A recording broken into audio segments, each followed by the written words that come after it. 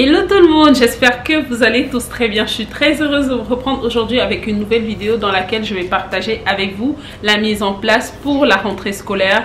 Donc je vais d'abord commencer par plier des habits vu que j'ai acheté des nouveaux vêtements pour la rentrée scolaire. Une boutique ici qu'on appelle The Children Place. Ils vendent beaucoup des habits pour enfants et à bon prix. Donc je vais d'abord plier tous ces habits que je viens d'acheter, retirer les étiquettes. Je vais étiqueter les fournitures scolaires que vous avez certainement vu ma vidéo avant celle-ci. J'ai fait une vidéo chasse fournitures scolaires.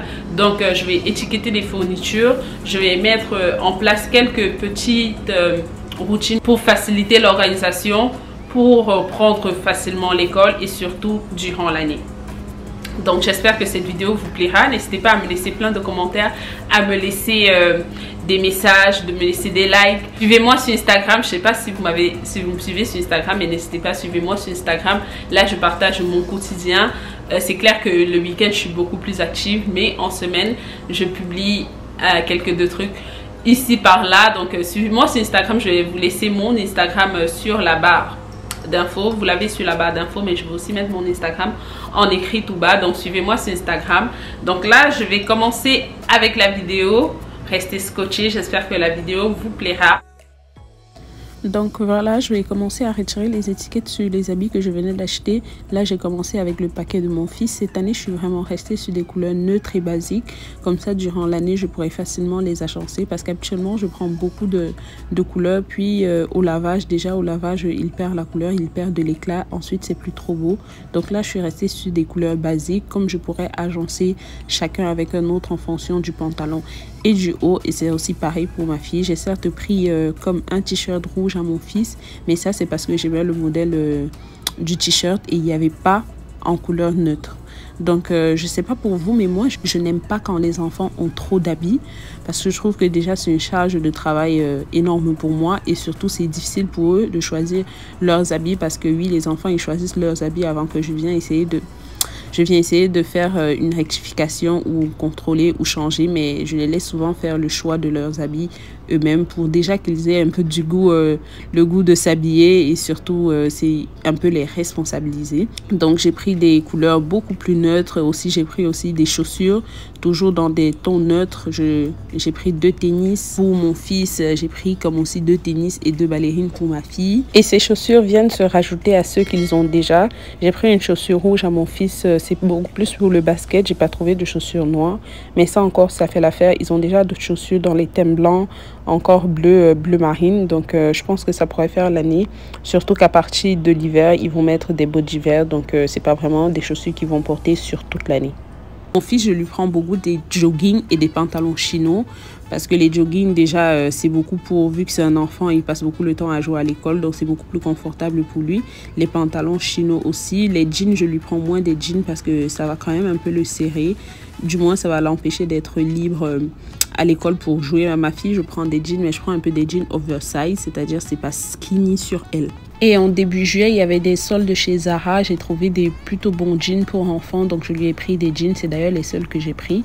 C'est d'ailleurs parce que c'était des bons jeans et c'était de Zara que j'ai pris ces jeans. Mais sinon, elle aussi, actuellement, durant l'année, j'aime pas lui mettre des jeans vu que ça la serre un peu et ça l'empêche de profiter et de jouer et tout. Donc pour l'année, je me rassure d'avoir environ 6 à 8 jeans pour faire la rotation pour mon fils, pantalon ou jean si bas de toute façon pour la rentrée parce que mon fils, je n'aime pas lui mettre des culottes pour aller à l'école, sinon il revient avec des cicatrices et des blessures sur les pieds. Il passe le temps à jouer, à courir, à jouer au soccer, à jouer au basket. Donc j'évite qu'il revienne à la maison tout le temps avec des cicatrices. Donc je lui mets tout le temps des pantalons et des jogging. Ma fille aussi pareil, je lui mets des pantalons et quand je lui mets des robes, je lui mets des collants chaussettes. Donc c'est à peu près tout. J'essaie d'avoir environ 8 ensembles pour pouvoir faire la rotation et après le reste d'habits qui sont dans la penderie, c'est plus pour rester à la maison le week-end pour des sorties. Mais je ne m'encombre pas beaucoup avec les habits des enfants parce qu'ils n'ont pas besoin de trop d'habits, ils ont juste besoin d'être habillés et pas d'en avoir autant que nous les adultes. J'ai pensé vous faire un haul, mais comme je n'ai pas faire des grands achats, sachant qu'en hiver, je vais encore faire des achats pour des vêtements chauds, pour l'hiver, donc c'était pas nécessaire de faire un haul, surtout que moi mes enfants ils grandissent tellement vite, genre ma fille elle a que 6 ans, elle met du 8 ans, mon fils il a 7 ans, il met du 8-9 ans, donc en janvier, d'ici décembre, janvier, je vais encore faire un tri, il y aura des habits que je vais donner et je vais renouveler certaines choses, donc je trouvais pas nécessaire de vous faire un haul parce que déjà j'ai pas pris grand chose et c'est comme tout le temps, je suis toujours en train de faire une rotation sur leurs habits parce qu'il y a tout le temps des choses qui ne les vont plus.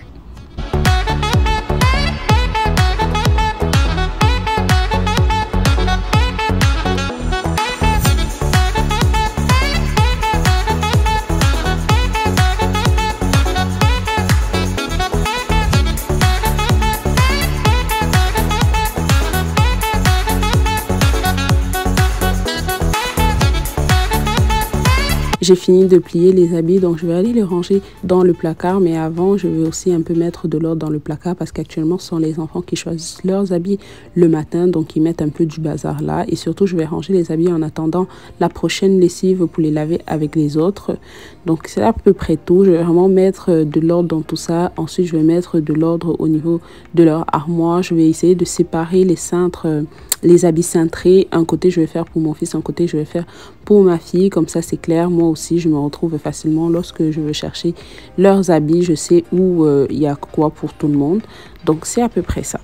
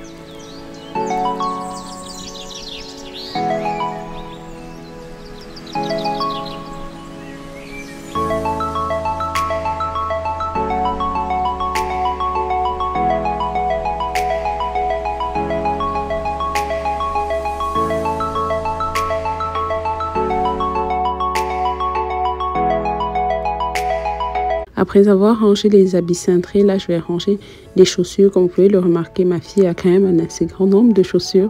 Il y a beaucoup qui lui sont offerts par ses tatas, ses tontons. Donc, elle a assez de chaussures pour une fille. Surtout, je ne vous ai pas présenté la ballerine blanche aussi que j'avais pris à Zara, si j'ai bonne mémoire. Toujours lorsqu'ils étaient en solde, elle a des tennis. Là, la tennis un peu multicolore, là, c'était une tennis à son frère qui ne le va plus. Et elle, ça va, c'est correct. C'est des couleurs qu'elle peut aussi mettre. Donc, elle a récupéré. Ensuite, il y a quelques petites choses encore que j'ai rajoutées. Mais c'est vraiment tout. Ça, c'est suffisant pour l'année. Et j'ai pris des chaussures un peu avec une taille en dessus. Comme ça, ils pourront aussi les mettre jusqu'à l'été prochain.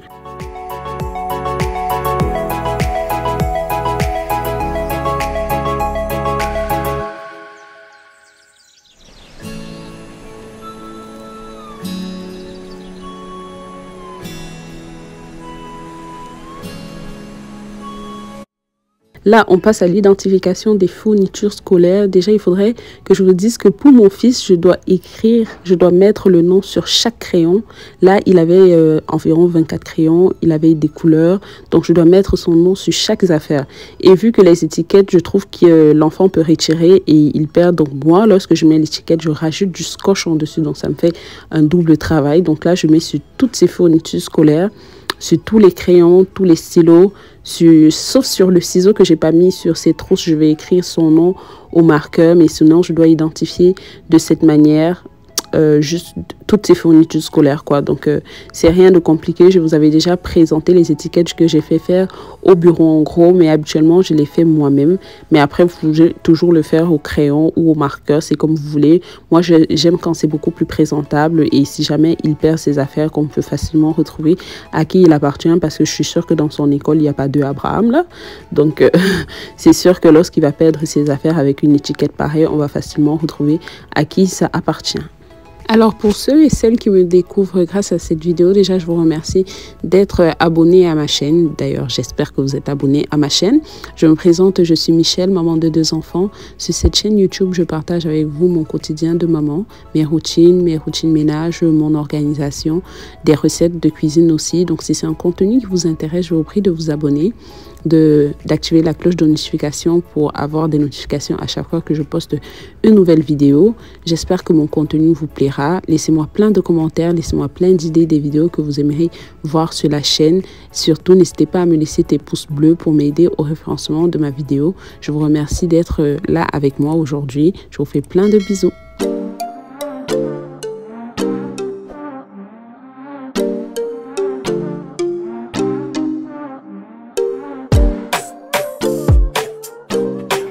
Heureusement, les fournitures de ma fille, ils n'ont pas demandé à ce que j'étiquette chaque crayon, parce qu'elle avait tellement de crayons que s'il fallait que je les étiquette un par un, j'allais passer la soirée assise là. Il fallait juste étiqueter le livre de coloriage, son blouson pour la peinture et son classeur. Donc on m'a pas demandé d'identifier toutes les affaires comme pour son frère. Donc là je vais mettre des trucs pour accrocher leur sac, comme ça on va éviter de le retrouver au sol ou tout. Je voulais mettre une table dans la chambre sur cette partie que vous allez voir où j'ai accroché les sacs, mais bon, on va voir pour une prochaine fois. Là mon fils il va encore en 2e année, donc il peut pas encore faire ses devoirs tout seul de manière très concentrée, donc on va encore continuer à étudier sur la table à manger. Peut-être l'année prochaine je pourrais lui faire une table à étudier dans la chambre.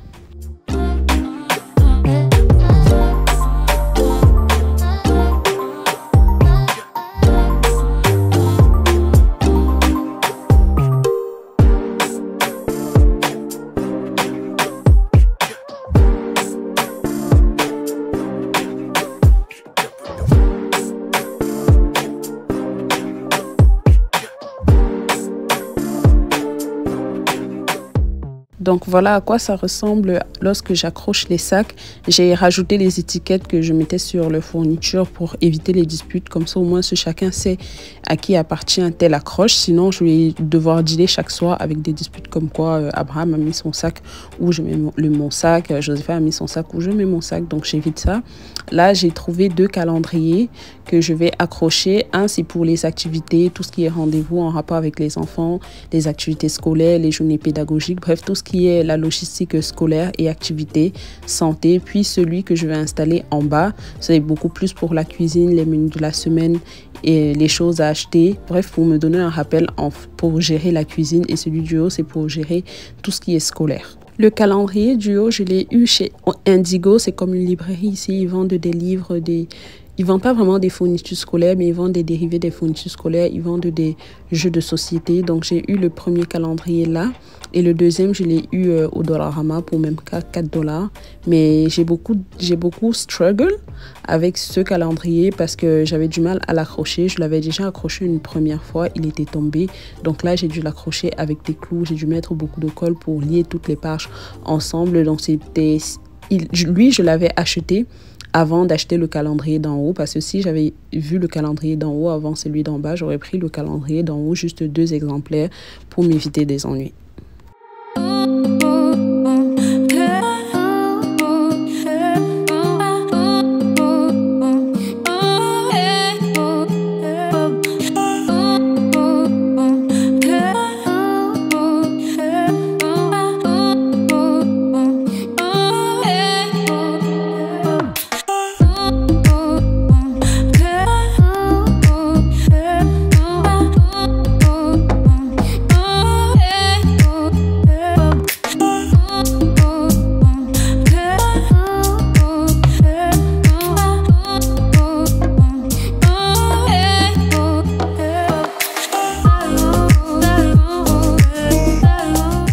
Donc là, on passe au dernier rangement de cette vidéo. Là, ça c'est mon armoire de l'entrée. Depuis l'hiver, je ne l'avais pas rangé. Il y avait encore nos bottes d'hiver, la boue de l'hiver. Vraiment, c'était tout un désastre parce que à chaque temps, j'oubliais. Surtout, j'avais commandé le meuble pour le ranger. Bref, il n'était pas dans mes priorités. Donc là, je me suis dit, il était temps que je la range. En fait, le problème là, je vous assure vraiment, c'est la flemme parce que tout le temps, je me disais, je vais ranger, mais je le rangeais jamais. Donc là, avec la rentrée qui approchait, il fallait que je fasse un tri au niveau des bottes pour jeter ce qui ne va plus. Et je regarde aussi les manteaux, que je fasse un lavage des manteaux, que je trie, que j'organise, surtout pour avoir de l'espace parce que j'ai beaucoup de choses à ranger dans la maison. Donc, c'était l'occasion pour moi d'organiser tout ça, de trier les chaussures, de mettre l'étagère que j'ai achetée pour le rangement. Et surtout, il fallait aussi laver les chaussures qui étaient là. Donc, j'ai fait un tri, j'ai lavé... les petits plateaux que vous voyez, c'est des plateaux où on met les chaussures en hiver. Donc, je vais les laver, mais je ne vais pas directement les utiliser. Je vais les installer là en hiver. Donc là, je vais juste laver. J'ai lavé les plinthes et le sol avec de l'eau dans laquelle j'ai mis un peu de javel. Là, j'ai oublié de mettre les gants et je vous assure que ça m'a vraiment abîmé les ongles. Je vais vraiment nettoyer tout ça, puis je vais remettre tout ce que j'ai retiré à leur place.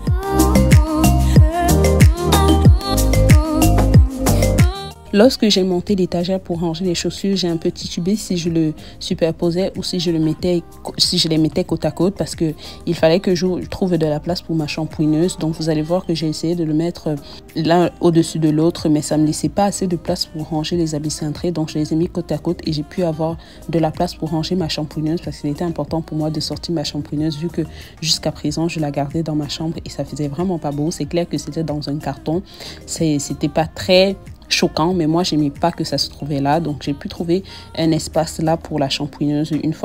Chaque fois que j'aurai besoin de l'utiliser, je vais juste décaler l'étagère et je pourrai la...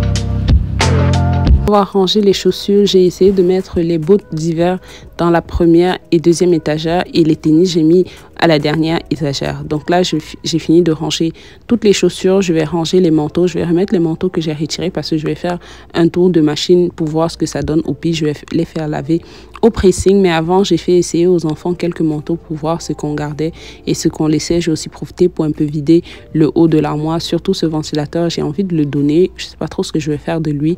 Pour les essuie-tout, je vais prendre un panier où je vais pouvoir les conserver. Comme ça va faire mieux organiser.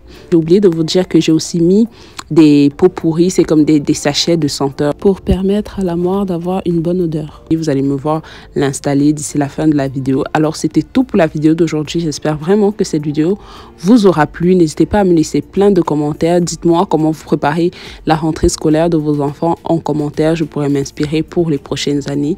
On ne sait jamais. Alors je vous fais plein de bisous. Prenez soin de vous. Pour ceux dont les enfants sont déjà retournés à l'école, je vous souhaite plein de courage et on se voit très bientôt.